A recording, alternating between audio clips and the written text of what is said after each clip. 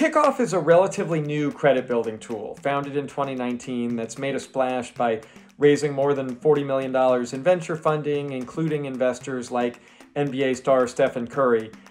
Is this a good fit for you, though, in the crowded credit building or rebuilding landscape? My view on it is that it's okay, but there's probably better choices for a lot of people.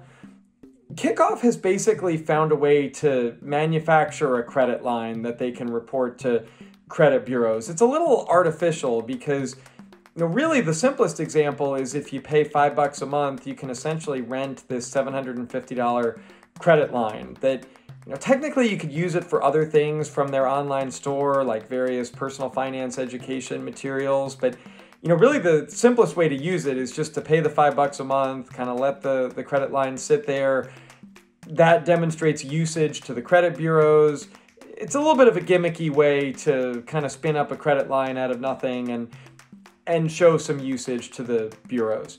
There is also a more premium version, which costs at least $20 a month, and that can get you access to a higher credit line, and also other things like rent reporting, which can also be purchased as a one-off for $50, gets you 2 years retroactively of rental payment history reported to the bureaus. That's kind of cool, but there are some other ways to do this, potentially at a lower cost.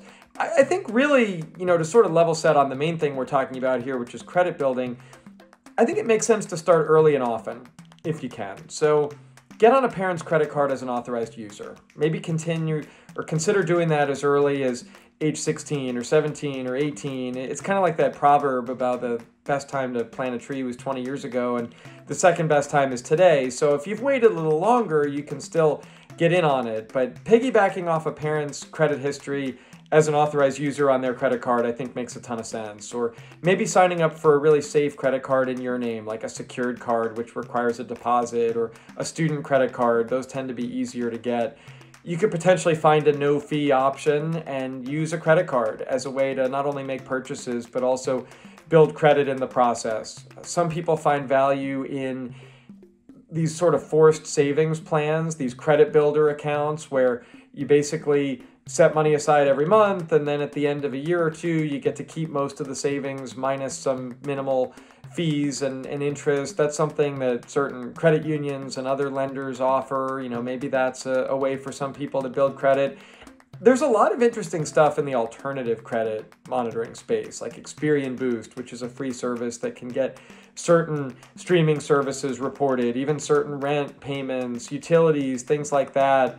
Altro is a new-ish service that will basically give you a ghost card that pays off your streaming plans and then you repay them, and that's kind of a creative way to turn it into a loan that can report to the credit bureaus, and I think that could be worthwhile. eCredible is a company that has a utility reporting program that does cost $9.95 a month, but can pull in all different kinds of household utilities.